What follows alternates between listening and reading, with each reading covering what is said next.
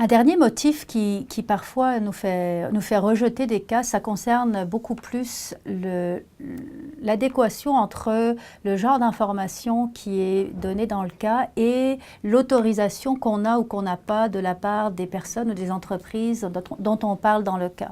Et là, il y a plusieurs cas de figure. C'est sûr que le principe de base, on le connaît tous, à partir du moment où un cas porte sur des données réelles et que les entreprises sont identifiées ou identifiables, ça prend l'autorisation de l'entreprise ou de la personne, du gestionnaire ou des gestionnaires dont il est question.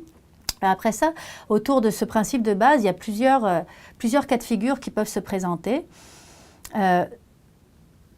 Des fois, le cas mobilise des données réelles qui sont non publiques, mais l'autorisation de l'entreprise manque. Alors, sous prétexte des fois que les données sont maquillées, on ne fournit pas l'autorisation de l'entreprise. Or, si c'est des données vraiment réelles sur une situation particulière, ça prend l'autorisation de l'entreprise.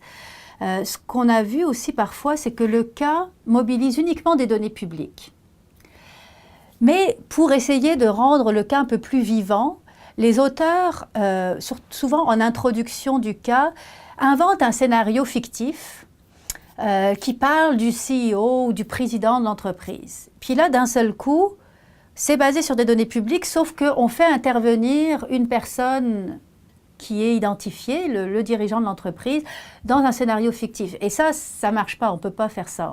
Donc, si on fait ça, ça va prendre l'autorisation de la personne qui est dans le scénario qu'on vient de créer. Donc, il faut faire attention, évidemment, à ça. Parfois, quand on lit le cas, on constate que les auteurs le présentent comme un cas réel maquillé, donc où, normalement, il serait impossible d'identifier vraiment l'entreprise.